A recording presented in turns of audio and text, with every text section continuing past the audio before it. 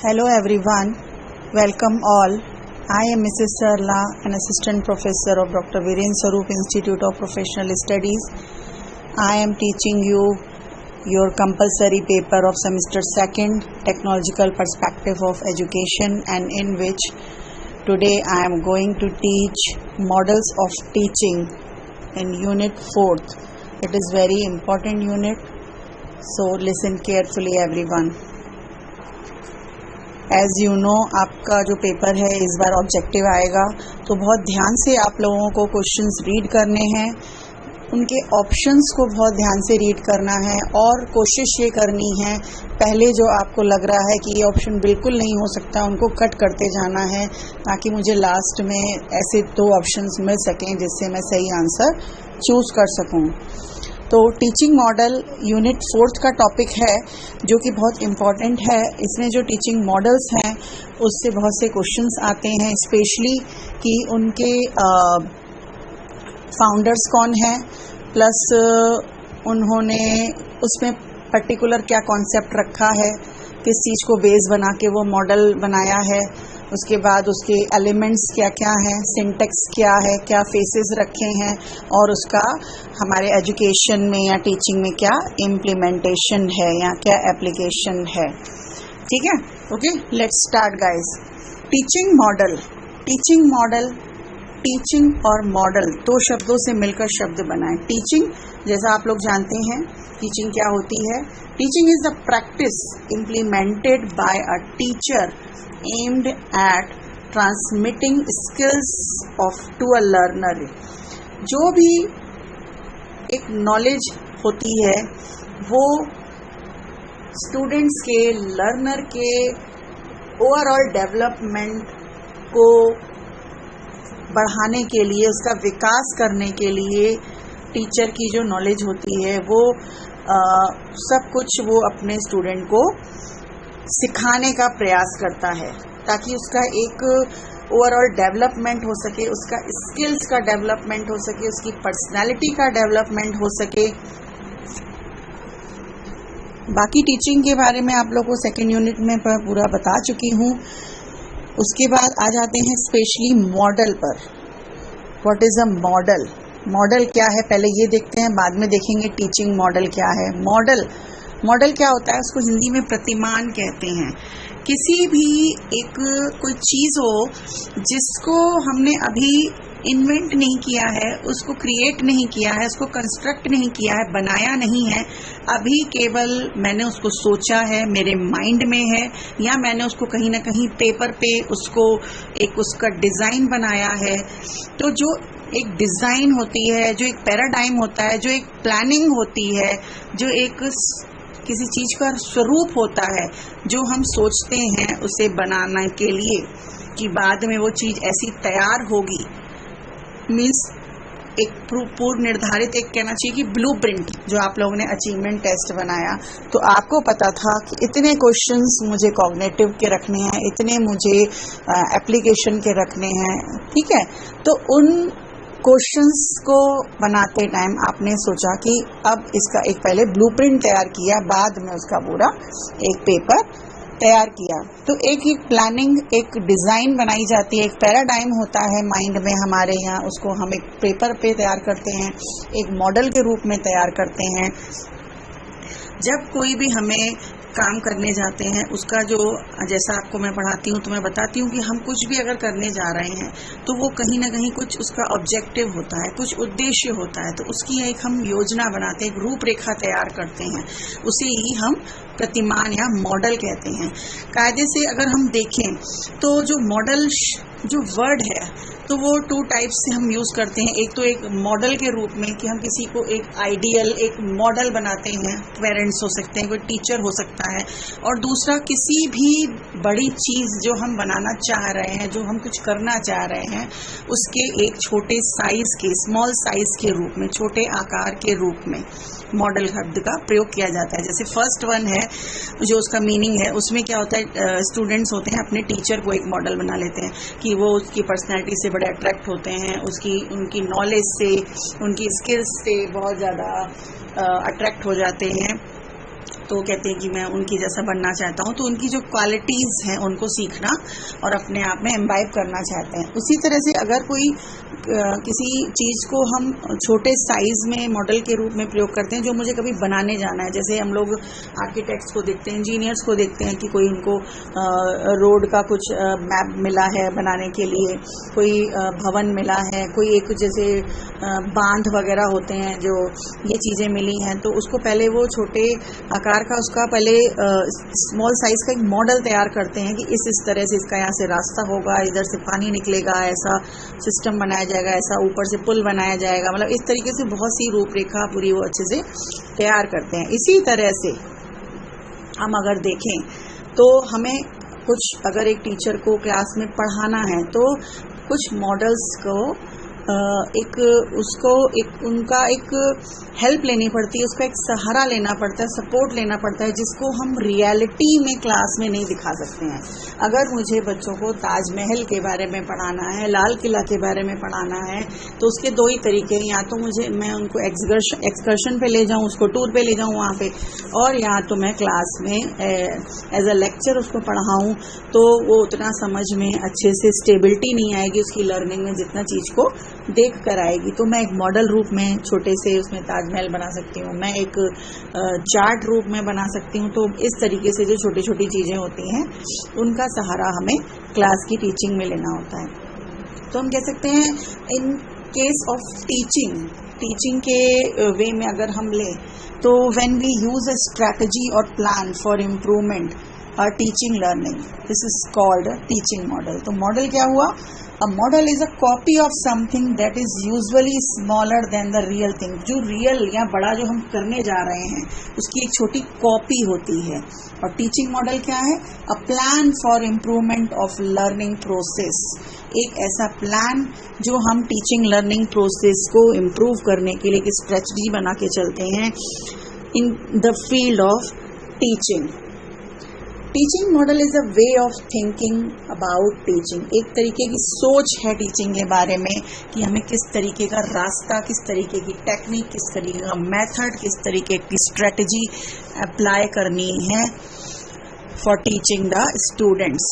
So models of teaching are designed to provide a framework, एक framework तैयार किया जाता है, डिज़ाइन किया जाता है for educators, for learners to organize their instructional strategies and enhance the learning experience of the students की learning experience को, उनके सीखने को, उनके अधिगम की अनुभवों को बढ़ाने के लिए, एनहेंस करने के लिए स्ट्रेटजी प्लान की जाती है।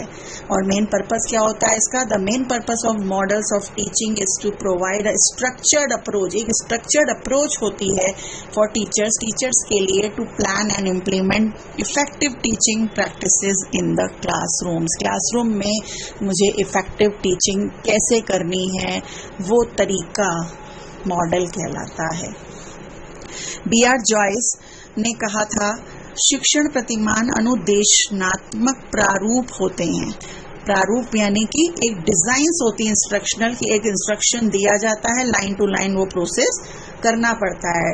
It describe the process of specifying and producing particular environmental situation, हमें जिस एनवायरमेंटल सिचुएशन में उसको इम्प्लीमेंट करना है, एप्लीकेशन में लाना है, उसका एक प्रारूप होता है, उसका एक डिज़ाइन होता है। और वो किस लिए बनाया जाता है? ताकि हम छात्रों के व्यवहार में परिवर्तन ला सकें। साइकोलॉजी भी जब आपने पढ़ी होगी तो हर चीज़ हमने यही देखी कि हमें क्या करना है, modification of behaviour of the learner, हमें लर्नर के बिहेवियर को चेंज करना है। So teaching model is a way of thinking about teaching. Now see the characteristics of teaching model. Characteristics क्या है इसकी? साइंटिफिक प्रोसीजर, हम कोई भी जब कार्य करने जाते हैं तो हम ये मान के चलते हैं कि उसमें कहीं ना कहीं विज्ञान का वो मिला है, चाहे वो टेक्नोलॉजी हो, चाहे वो रियल लाइफ हो। अगर हम रियल लाइफ में घर में एक टीवी है, फ्रिज है, कुछ भी यूज़ कर रहे हैं, कोई भी ऐसी एक मशीन यूज़ कर रहे हैं, तो उसमें कहीं ना कहीं साइंस का एक रोल छुपा होता है कि मतलब वो हमारे लिए चीज़ विश्वसनीय है कि वैलिड है, ऑब्जेक्टिव है, बहुत से। तो किसी भी शिक्षण प्रतिमान के कुछ निश्चित मूल आधार होते हैं, मूलभूत आधार होते हैं, कुछ फंडामेंटल बेसिस होते हैं जिस पर केंद्रित होकर हम कोई काम करते हैं। तो शिक्षण प्रतिमान छात्रों को और शिक्षक को, यानी कि स्टूडेंट को और टीचर को, दोनों ही डिजायर्ड जो एक्सपीरियंस होते हैं वो प्रदान करते हैं।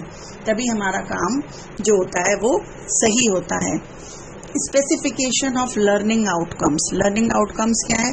जो भी हम सिखाने जा रहे हैं, अगर वो आउटकम्स अच्छे नहीं आ रहे हैं तो टीचिंग हमारे लिए बेकार साबित हो जाती है। वो प्रोसेस अच्छी नहीं होती है जिसमें लर्नर को कुछ भी समझ में ना आए, आउटकम्स अच्छे नहीं आए। तो टीचिंग मॉडल्स क्या होते हैं? लर्निंग प्रिंसिपल्स या थ्योरीज से जो होते हैं वो कनेक्टेड होते हैं, घनिष्ठ रूप से संबंधित होते हैं। ये संपूर्ण जो टीचिंग लर्निंग प्रोसेस है इसमें सुधार लाने में सक्षम होते हैं। शिक्षण प्रतिमान में छात्रों की जो इंटरेस्ट होते हैं, रुचियां होती हैं, उसको हम बहुत अच्छे तरीके से यूज़ कर सकते हैं। रुचियां जब देख लेते हैं उसकी अकॉर्डिंग, यानी कि according to the need and interest, जब हम स्टूडेंट की पढ़ाते हैं, क्लास में कोई मॉडल अप्लाई करते हैं तो हम उसमें सक्सेस होते हैं। Specification of environment. एनवायरनमेंट क्या हुआ? जब टीचिंग लर्निंग प्रोसेस चल रही है और मैंने एक फेवरेबल एनवायरनमेंट स्टूडेंट को नहीं दिया हुआ है तो हमारे रिजल्ट्स अच्छे नहीं आएंगे। तो शिक्षण प्रतिमान क्या करते हैं? एक एप्रोप्रिएट एजुकेशनल एनवायरनमेंट प्रिपेयर करने में, कंस्ट्रक्ट करने में टीचर की हेल्प करते हैं। क्योंकि जब क्लास में टीचर जाता है तो स्टूडेंट्स के साथ जो इंटरेक्शन होता है उसको एक अच्छा बनाने के लिए, उसको सक्सेस करने के लिए एक फेवरेबल एनवायरनमेंट की नीड होती है। क्योंकि टीचर छात्र के लिए एक गाइड का कई बार काम करता है और उसका जो काम होता है वो एक आगे जो प्रोसेस होती है उसको एक, कहते हैं जैसे ब्लूप्रिंट बना लिया, उसकी प्लानिंग को सक्सेस करने में हेल्प करता है। Next one is specification of criterion of performance. जो स्टूडेंट का जो परफॉर्मेंस है उसमें स्पेसिफिकेशन होना चाहिए, यानी कि जो शिक्षण प्रतिमान है वो अधिगम प्रक्रिया का व्यवहारिक पक्ष मानता है, जो टोटली फिलोसफिकल और साइकोलॉजिकल प्रिंसिपल्स पर बेस्ड होते हैं। टीचिंग मॉडल्स संपूर्ण जो टीचिंग लर्निंग प्रोसेस होती है उसमें हमें चेंजेस लाने में, मॉडिफिकेशन लाने में, सुधार लाने में सक्षम होते हैं और मूल्यांकन की हमेशा एक निश्चित कसौटी उपलब्ध कराते हैं कि जो वो प्रोसेस चली है, टीचर ने पढ़ाया है, स्टूडेंट ने पढ़ा है या उसने कुछ सीखा है, तो जो उसका इवैल्यूएशन है, जो उसका एनालाइज करना है उसका, तो वो किस तरीके से हो, तो उसके लिए एक क्राइटेरिया प्रदान करता है। Now we see the elements or components of the teaching model. Elements क्या होते हैं? किसी भी काम को जब हम शुरू करने जाते हैं तो हम कुछ एक ऐसा प्लानिंग तैयार करते हैं कि इस तरीके से ये ज़रूरी चीज़ें उसमें होनी ज़रूरी हैं।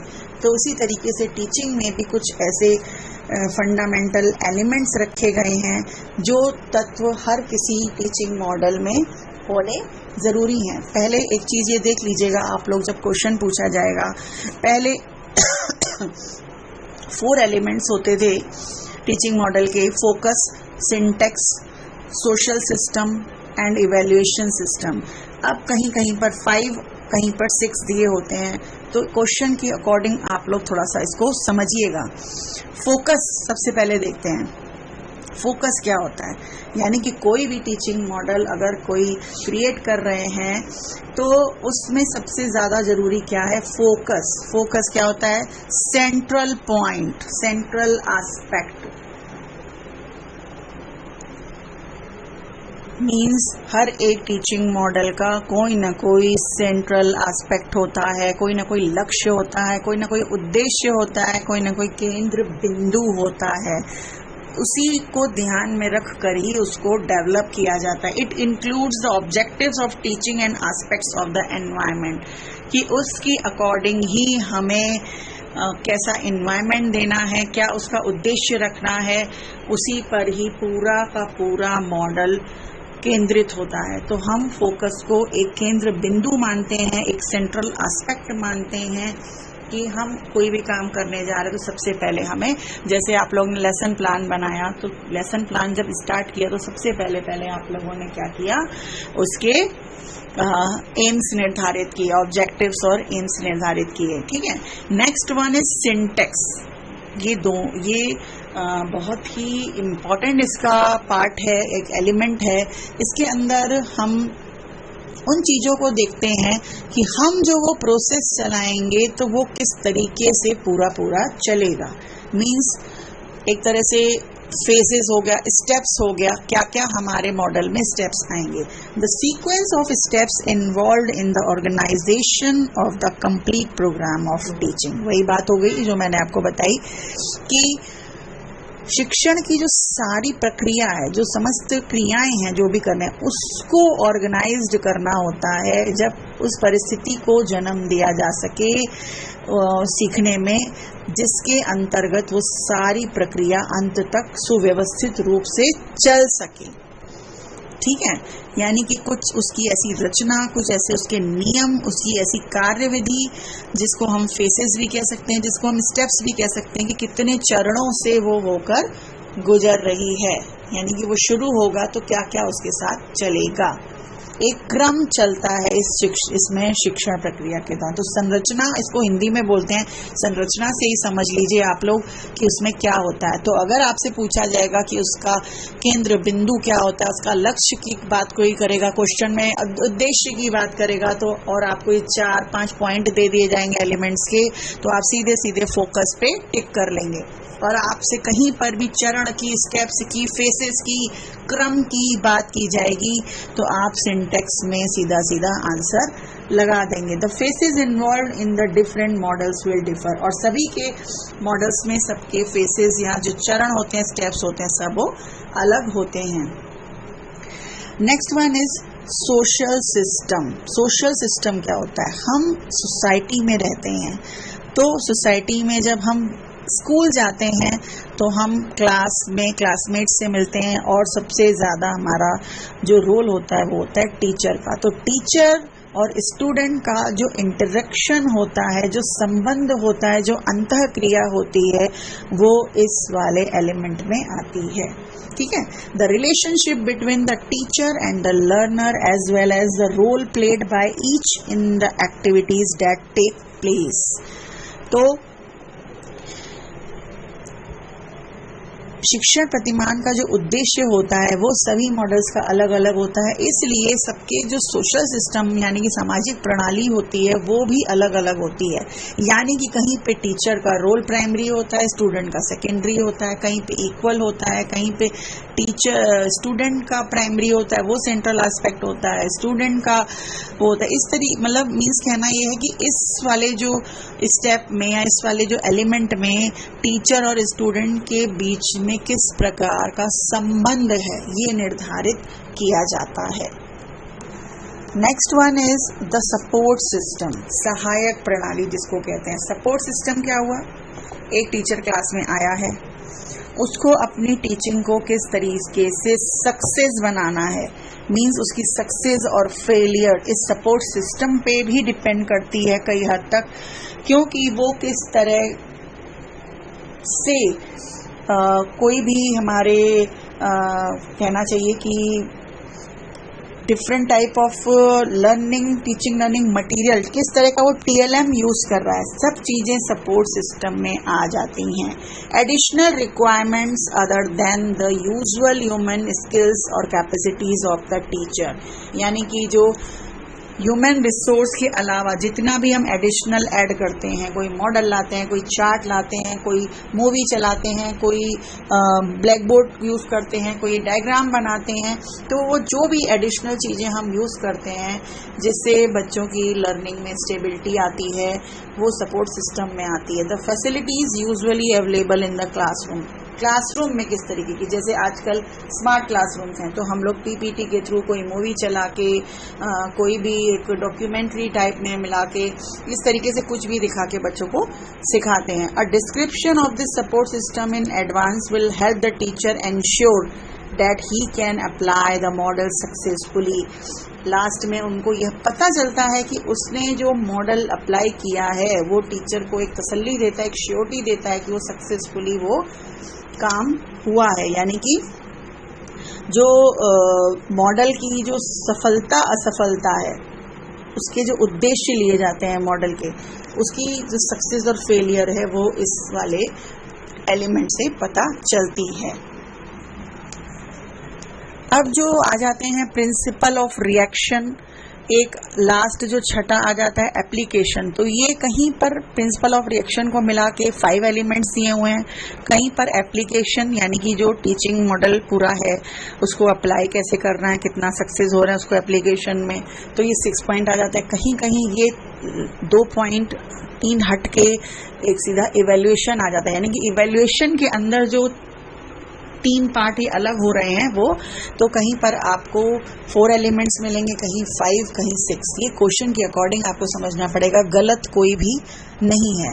तो नेक्स्ट वन आ जाता है प्रिंसिपल ऑफ रिएक्शन. शिक्षण प्रतिमान का यह मेन स्टेप होता है, क्योंकि इसमें टीचर की उन क्रियाओं को निर्धारित किया जाता है जिससे छात्र यानी कि जो स्टूडेंट्स हैं वो क्या रिएक्शन दे रहे हैं, वो क्या सीख रहे हैं, वो कैसे हम मतलब जैसे आप लोग गए क्लास में लेसन प्लान जब पढ़ाने गए प्रैक्टिस टीचिंग में, तो आपने इंट्रोडक्टरी क्वेश्चन किए, आपने आफ्टर एक्सप्लेनेशन जो डेवलपमेंटल या आफ्टर एक्सप्लेनेशन स्टेटमेंट के बाद क्वेश्चन किए, तो आपको किस तरह की क्या नॉलेज है, आप छात्रों को कितना समझ पा रहे हैं, उनसे किस तरीके से आंसर्स निकलवा पा रहे हैं, यानी कि स्टूडेंट क्या कर रहा है, इसमें ये देखा जाता है. The nature of reaction expected from the teacher to a parent every pupil activity. यानी कि हर एक बच्चे से उसकी एक्टिविटी से टीचर क्या एक्सपेक्टेड कर रहा है कि वो क्या रिएक्ट कर रहा है उसके पढ़ाने पर, उसके बोलने पर. It give guidance to the teacher as how he is expected to react to each activity to the learner to suit the characteristics of the model selected. Same वही बात कि वह उनके समझाने से स्टूडेंट से क्या एक्सपेक्ट कर रहे हैं, ये बातें इस वाले एलिमेंट में आ जाती हैं. यानी कि छात्रों की कुछ क्रियाओं को महत्व देकर वो उनके बिहेवियर को, उनकी पर्सनैलिटी को शेप देने का प्रयास करता है. मीन्स जो सोशल सिस्टम में उनका इंटरेक्शन होता है उससे बच्चों के रिएक्शन से छात्र को पहचानना टीचर के लिए इजी हो जाता है. और इसमें अब आ जाता है लास्ट वन इज, इसमें दिया नहीं है, मैं आपको पढ़ा दे रही हूँ. एप्लीकेशन, शिक्षण प्रतिमान का शिक्षण में किस स्थिति या किस रूप में हम प्रयोग कर सकते हैं, यानी कि किसी भी टीचिंग मॉडल को किस सिचुएशन में किस तरीके से हम उसको यूज़ कर सकते हैं, अप्लाई कर सकते हैं. ये बहुत ज़रूरी है कि हर एक मॉडल क्लास में किस किस सब्जेक्ट के अंदर कौन सी ऐसी सिचुएशन हो जिसमें उसको लाइक बहुत बड़े लेसन पढ़ाने हैं तब यूज़ करना है, कि थोड़े से छोटे छोटे पार्ट्स में डिवाइड करके यूज़ करना है, शॉर्ट लेसन पढ़ा के यूज़ करना है, या मुझे केवल उनके कॉग्निटिव एस्पेक्ट को मतलब डेवलप करना है कि उनके साइकोमोटर और इमोशनल एस्पेक्ट को डेवलप करना है. मतलब जो जिस तरीके से मेरा उसका उद्देश्य होगा उस तरीके से उसको हम एप्लीकेशन में लेकर आएंगे. अब हम देखते हैं कि इसमें कितने तरीके के टीचिंग मॉडल्स दिए हैं, यानी कि टाइप्स. आपके मैं थोड़ा सा एक हिंट में पढ़ा तो दे रही हूँ, बट आपके केवल मॉडर्न टीचिंग जो मॉडल्स हैं वो हैं आपके कोर्स में, और एक साइकोलॉजिकल मॉडल से आपका एक मॉडल है. तो फिर भी आपको नाम पता होने चाहिए, जैसे कि जो जॉन पी डिसेको हैं उन्होंने 4 उसके मॉडल दिए, साइकोलॉजिकल मॉडल दिए. तो ये जो मॉडल के टाइप्स हैं इनको एक तरह से हम फैमिली मानते हैं. कहीं पे क्वेश्चन दिया होगा तो उसमें आई थिंक आपको परिवार शब्द यूज़ करके दिया होगा कि इसका परिवार क्या है. कौन से परिवार से ये वाला मॉडल लिया गया है या बिलोंग करता है। जैसे शेफलर हैं, उसने 3 मॉडल दिए। ईसी हेडन है, उन्होंने 4 मॉडल्स में क्लासिफाई किया आपने। इस तरीके से अलग अलग ने अलग अलग दिए। तो आपके कोर्स में मेजर जो जॉयज़ एंड व्हील हैं, उनके जो मॉडर्न टीचिंग मॉडल्स हैं वो ज़्यादा हैं। वो 4 हैं, नाम याद रखिएगा, जॉयज़ एंड व्हील, और 4 हैं।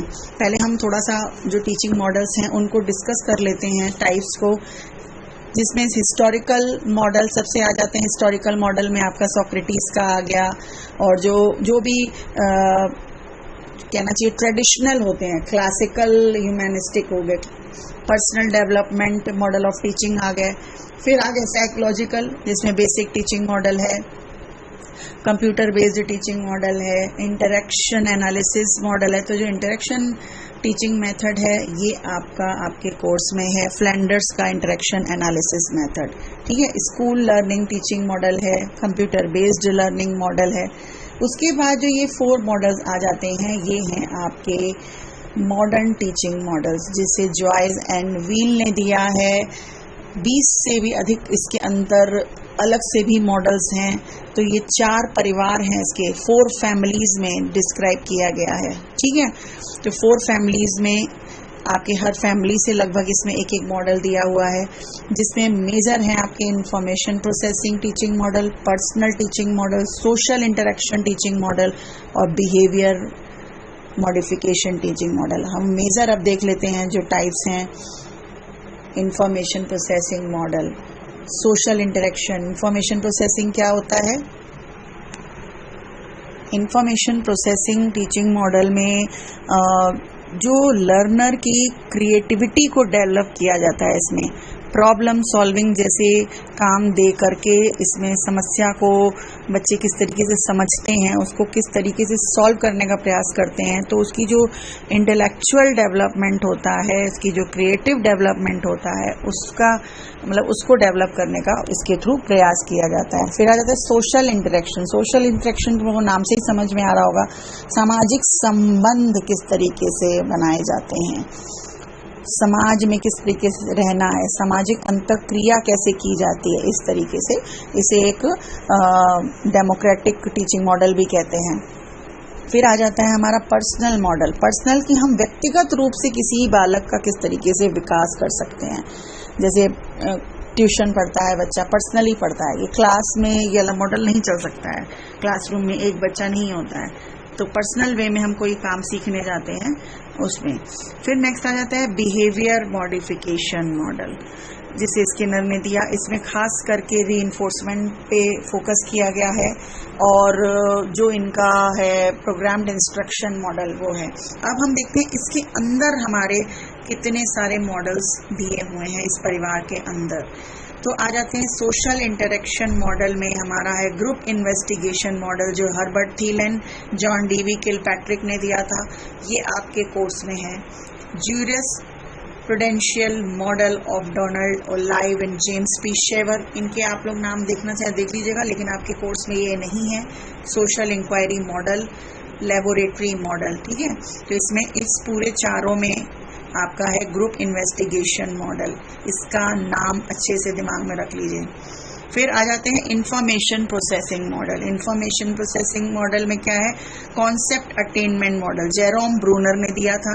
Inductive model, Hilda Taba. Inquiry training model, biological science inquiry model, advance organizer model और डेवलपमेंट मॉडल ऑफ जीन पियाजे। तो इसमें आपके 2 मॉडल हैं इंफॉर्मेशन। आपसे अगर क्वेश्चन पूछा जाए कॉन्सेप्ट अटेनमेंट मॉडल किस परिवार से आया है या बिलोंग करता है, तो आप बताओगे इंफॉर्मेशन प्रोसेसिंग मॉडल से। इस तरीके के भी क्वेश्चन पूछे जाएंगे, तो आप हर तरीके के क्वेश्चन की तैयारी करिएगा। तो इस इंफॉर्मेशन प्रोसेसिंग मॉडल से आपके 2 मॉडल लिए गए हैं, concept attainment model Jerome Brunner का और advance organizer model David Ausubel का, ठीक है। उसके बाद आ जाते हैं पर्सनल मॉडल। इसमें नॉन डायरेक्टिव टीचिंग मॉडल है, क्लासरूम मीटिंग है, साइनेटिक्स मॉडल है, अवेयरनेस ट्रेनिंग मॉडल है, कॉन्सेप्चुअल इसमें से आपका अभी एक भी नहीं है, क्योंकि हम टीचिंग पर्पस से पढ़ रहे हैं, क्लासरूम की टीचिंग पर्पस से, तो पर्सनल मॉडल क्लासरूम टीचिंग में एप्लीकेशन नहीं होते हैं, अप्लाई नहीं किए जाते हैं। उसके बाद आता है बिहेवियर मॉडिफिकेशन, इसमें आपका मेजर आपका है programme instruction model of BF Skinner. तो इस तरीके से ये आपके मॉडल की फैमिलीज हैं, इसमें बहुत सारे मॉडल्स दिए हुए हैं। इनमें से आपके मॉडर्न जो टीचिंग मॉडल्स हैं, जॉयज एंड व्हील ने दिए family of modern teaching model 4 हैं, और एक साइकोलॉजिकल मॉडल से फ्लैंडर्स का इंटरेक्शन एनालिसिस मॉडल है। अब नेक्स्ट लेक्चर में हम लाइन से मॉडल्स को प्रिपेयर करेंगे। जहाँ जहाँ क्वेश्चन मेजर आते हैं मैं आपको फोकस कर करके बताती जा रही हूँ, आप लोग ध्यान दीजिएगा। एलिमेंट से क्वेश्चन आता है, मॉडल कौन सा किस फैमिली से लिया गया है, उनके नाम क्या हैं, इस तरीके से अलग अलग क्वेश्चंस आते हैं। Okay, so guys, today I cover the